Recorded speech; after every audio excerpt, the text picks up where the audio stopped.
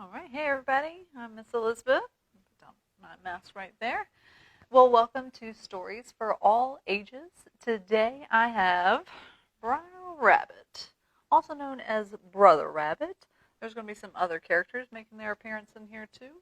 But this is Brer Rabbit and Boss Lion.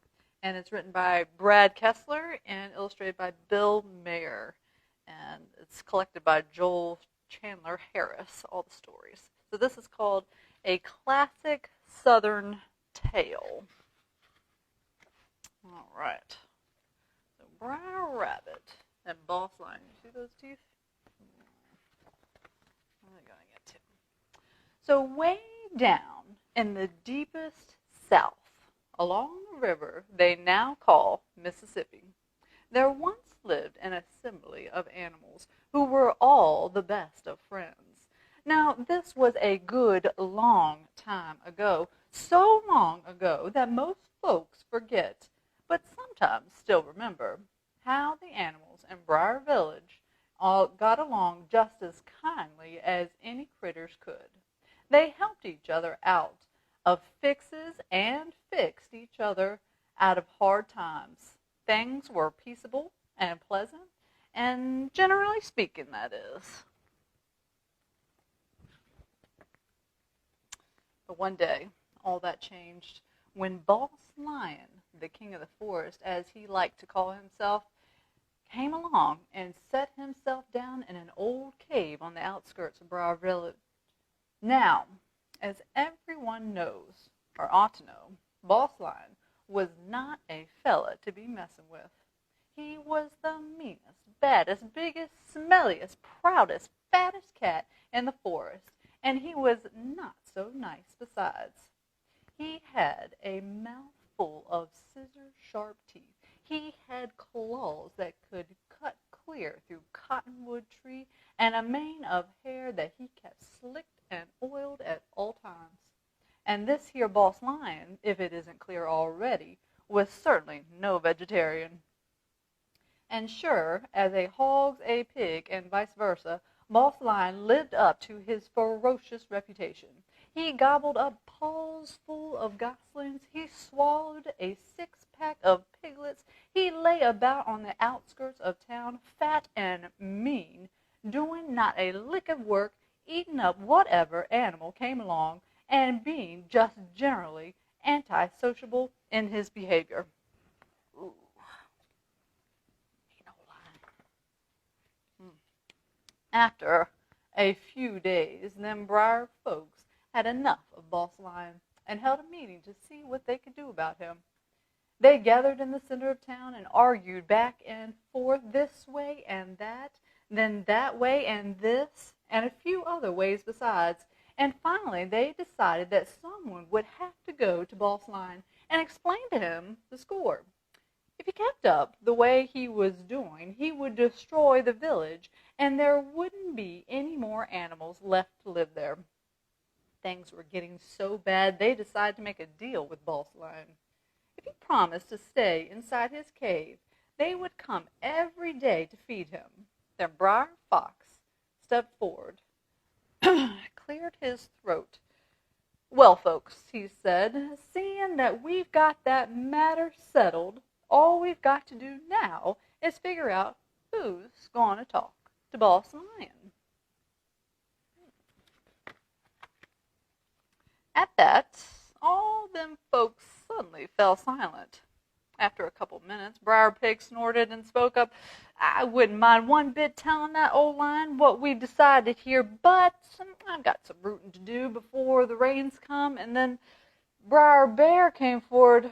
I'd love to give Boss Lion a piece of my mind, he said, but I'm behind on my berry harvest, and I've got to make a fruit cocktail for the cubs. Then everyone started all talking at once. Briar Coon said he had to get his hay in from the field, and Briar Goose said that he had to take care of his wife while she laid an egg. Briar Gobble had a headache and needed to buy some aspirin, and Briar Frog had to get a haircut, and then he needed to paint his pad. It looked as if no one was going to talk to Boss Lion. And just as the meeting was about to break up and everyone go off, all discouraged and defeated, Brer Rabbit stepped into the center of the circle. "I swear by my white whiskers," he said, "y'all might be too tender-footed to tell that mangy-hide lion what we think of him, but I'm not." Now, Brer Rabbit was not a very big fellow. In fact, even as hares go, he was a puny sort of guy, always getting himself into all kinds of unaccountable trouble on account of that big mouth of his. So Brer Gobble shouted out, "Brer Rabbit, you can't go to Boss Lion. He's 10 times bigger than you." "Yeah," Brer Fox added, chuckling to himself, "that lion will eat you up as an appetizer and make a keychain out of your foot." "Now listen, folks," Brer Rabbit said, "I'm going to tell you all now, and y'all listen good. Brer Rabbit ain't afraid of nobody. Certainly not some scurvy breath, flea-infested, boil-faced Boss Lion. Appetizer. I'm off right now to pulverize his poll, kick him in the jaw, and maybe even mispronounce his name, if I feel like it. We'll see who makes a keychain out of who." And with that, Brer Rabbit hitched up his pants and pulled his duck cloth cap over one eye, and he sauntered off on the outskirts of the village, whistling the entire time, as if he were heading to the fishing hole to hook him a bull-headed catfish. Yet the minute Brer Rabbit turned a corner and was out of view from the rest of the villagers, he stopped whistling. He fixed his cap straight on his head, and the closer he came to Boss Lion's cave, the more he started sweating and shaking until his legs were wobbling so bad he could hardly walk straight. When he got to Boss Lion's cave, he took his cap off and knocked meekly on the door. The door flew open, and Boss Lion stood in the threshold, breathing straight down Brer Rabbit's neck. "Who are you, and what do you want?" It's me, Brer Rabbit," he stuttered. "What do you want?" Boss Lion demanded again. The folks here had a little meeting, and they asked me to tell you, since you're the big boss, it's not right that you should have to get your own food. They said that if you'd stay home all the time, they'd be just plumb honored to bring you all the food you'd ever want. "I want fresh meat 3 times a day," Boss Lion growled at Brer Rabbit. His breath was something awful, "and if they don't bring it to me, I'll eat them up and destroy their village." Yes, sir, Mr. Boss Lion," Brer Rabbit stammered. They will bring you meat 3 times a day, sir, and good eating meat at that, sir. You can count on me, 'cause I'll make sure of it personally." With that, Brer Rabbit lit off like a buckshot as fast as his furry feet could take him. As soon as Brer Rabbit drew near the village, he stopped to catch his breath. Whew. He cocked his cap back over one eye and ambled into the town just as calmly as if he were on his way back from the fishing hole. When they saw him coming, they all ran to greet him. "Did you see Boss Lion?" they asked. "What'd he say? Did he eat you up as an appetizer? Were you scared?"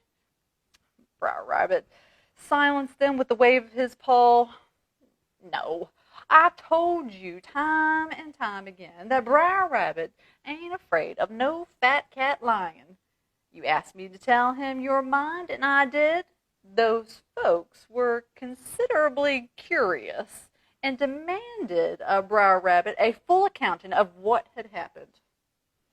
"Well," he said, "I went straight up to that cave, invited myself in, and sat down on the chair across from Boss Lion, and I put it to him directly, saying, 'Look here, Mr. Lion, you're disturbing the peace of our village, not to say eating us all alive. Now, none of us folks like to see another starve, so we'll feed you ourselves. But you've got to stay in your cave at all times and got to eat whatever we give you. Otherwise, I'll personally kick the living kidneys out of you and lock you up.' Well, that old cat growled and barked a bit, but he saw I meant some serious business and that I wasn't scared of him of one whit. So he turned over a piece and then agreed. But one thing, Brer Rabbit added, we've got to feed him 3 times a day." At this, a big roar of praise rose up from the crowd, and everyone talked about how brave Brer Rabbit was. But after a minute, the hubbub died down, and a few folks started wondering aloud, where would the meat come from, and who was going to feed it to Boss Lion? Well, wouldn't you know it, they all started yammering and quarreling and pointing and screaming at each other. "You first! No, you first!" So Brer Rabbit held up his paw again and suggested they draw straws. Brer Rabbit just happened to have a few straws in his back pocket, so he held them in his fist, and all the folks drew straws. Now it came to pass that Brer Goose picked the short one, and when he saw it, he hemmed and he hawed and he honked out loud, "Nope, nope, nope, nope." And Brer Rabbit said, "Yep, yep, yep, yep," and pointed in the direction of Boss Lion's cave. So Brer Goose hung his beak low and headed out to Boss Lion's cave, stopping at home first to cook an omelet for Boss Lion. And when he got to Boss Lion's cave, it was just about twilight, which is to say supper time. Boss Lion gobbled up Brer Goose and ate the omelet for dessert.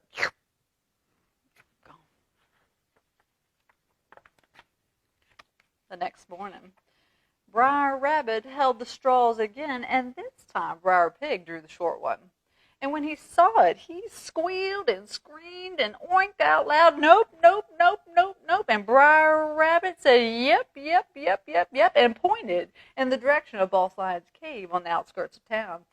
So Brer Pig hung his head low and made his way to Boss Lion's cave, stopping first at home to get a milkshake for Boss Lion. And when he got to Boss Lion's cave, it was breakfast time, and Boss Lion ate Brer Pig right up and used the milkshake to shampoo his hair. And so it went on like this at each feeding time for a couple days, with Brer folks going out to feed Boss Lion and never coming back again. And on the 3rd day, at lunchtime, Brer Fox made an announcement. "It's my turn to hold the straws." He peered over at Brer Rabbit, and then a smile of satisfaction spread across his face. He had been watching Brer Rabbit and realized that as long as Brer Rabbit held the straws, he would send everybody else to feed Boss Lion except himself. So, when Brer Fox held the straws that afternoon, sure enough, Brer Rabbit picked the short one. When Brer Rabbit saw his straw, he didn't hem or haw or honk. Instead, he grew pale and pensive and said out loud to no one in particular, "Well, if that ain't the cattail itself, I'm a pickled bunny in a barrel." And then he hopped up on an old tree stump, cleared his throat, and addressed his fellow critters. "Critters," he said, "we sure had some good times together, some laughs, some cries, some close calls, but now it looks like my time is up, and I suppose I'm aiming to be an appetizer for that old lion. So pray for me, folks, and perhaps soon we'll all meet in that big fish hole in the sky. Goodbye, ladies. Goodbye, gentlemen. And goodbye, Brer Fox. And he hung his head mighty low and walked out of the village into the leafy cool of the afternoon. And all those folks were so moved that tears began rolling down their face. Now, Brer Rabbit was in no considerable rush to get to Boss Lion's cave, so he decided to make a detour and see his farm for the very last time. He took off through the woods, and when he arrived there, he looked over his carrot patch. "Goodbye, carrot patch," he said, waving to the green shoots of carrots in the ground. He saw his shovel and said goodbye to it. "I'm shoving off myself, Mr. Shovel. Nice to have worked with you." Then he walked to his well to bid it goodbye and take the last drink of sweet water. "Farewell, trusty well," he said as he saw his reflection in the bottom of the well. And when he saw his reflection, he got such a good idea that he yelled out loud, "Yes, sir, you are a fair well because you're always looking out for my welfare." And at that, he scampered off, tippy-top, like the wind itself, to Boss Lion's cave. By the time he got to the cave, it was getting toward evening. The sun was setting behind the cottonwoods, and the evening swallows were in the air. Lunch had long passed, and Boss Lion was mighty angry at that. "Where is my meat, Rabbit? You are late with my meat. I tried to get here as soon as I could. It's the truth. You see, I had so much meat for you that I couldn't carry it all by myself, so I stashed it away. And if you follow me, I can take you to it." Boss Lion looked as if he were about to pounce on Brer Rabbit and gobble him up right there, so Brer Rabbit had to do something mighty lickety-split, fast-fire talking.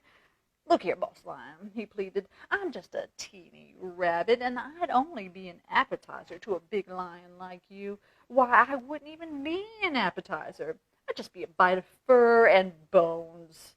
You couldn't even put me on a cracker. I'm so small. But if you want a whole locker of meat, a great big pile of fresh, juicy steaks, I promise I'll show you. I promise. Take me to the meat, and it better be enough, or I'll eat you right now."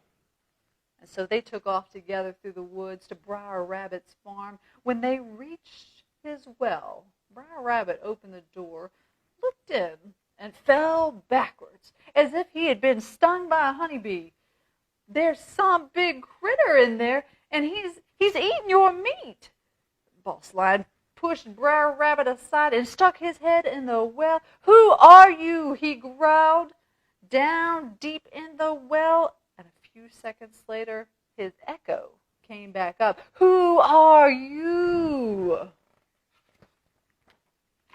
Now, old Boss Lion was not used to being talked back to, seeing as he was the king of the forest and all. And when he heard the voice boiling back up from the well, he grew awfully angry and roared back down. "Who am I? I says, who are you?"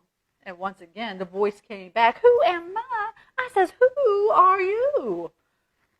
Well, Boss Lion, now turning strawberry red with rage, huffing and snorting and growling. And just then Brer Rabbit poked him in the side. "You hear him, sash you?" he said. "That lion down there, he is eating your meat and making a mockery of you. You going to take that from him?" "Why, Ooh, curse his pile of fresh meat stealing, so I'll whoop that lion down there myself if he has the guts to get up here. Old Boss Lion looked into the well again and saw a lion staring right back up at him. And a mean, ugly lion. And he yelled at him, I'm going to eat you. He yelled directly back at Boss Lion, I'm going to get you. And this was just about all Boss Lion could handle. Step back, Rabbit. That cat's dead meat, and with that Boss Lion took a flying leap right into the well. There was a great crash deep inside, plunge, and as soon as Brer Rabbit heard it, he slammed the lid shut and locked it. After a few seconds of silence, he took out his cap and cocked it on his head, and he sauntered off into town at a leisurely pace, while the last streaks of sunlight were softening over the forest. There he goes down the well. Oh, when he got near the village, all the folks were standing around debating who was going to feed Boss Lion next. And when they saw Brer Rabbit coming down the road, they thought for sure he was a ghost and started running to save their souls. But Brer Rabbit stopped them and told them he was no ghost. And as soon as they realized he was so, they asked him all excitedly, "What, did Boss Lion eat you up?" "Eat who up?" Brer Rabbit asked back. "Me? No, ain't no confounded lion come near these naps of mine." "Well, what did he say?" the folks asked. "What did he do? Won't he come to eat us all up now?" And at that, Brer Rabbit laughed and explained to them what he had done. Well, he changed the story around a little and said that when Boss Lion started getting rough with him, he simply beat the living kidneys out of him, and as he promised he would, and threw him into the well. And though most folks didn't believe him at first, he later showed them the well and the drowned troublemaker at the bottom. So they had to believe him. And for many, many years afterwards, Brer Rabbit was a hero in those parts along the Mississippi. People told stories about him and sang praises for acres around, and things were pretty peaceable once more in Brer Village, except for a few small scrapes here and there, and maybe minor spat now and then. But as long as anyone can remember, no Boss Lions ever came by again to bother the folks of Brer Village. The end. That sly old rabbit, huh? He took care of that Boss Lion, though, didn't he? So like I said, that's a fun Southern tale that we have here at the library. So thanks again for joining me, and I'll see you next time. Bye-bye.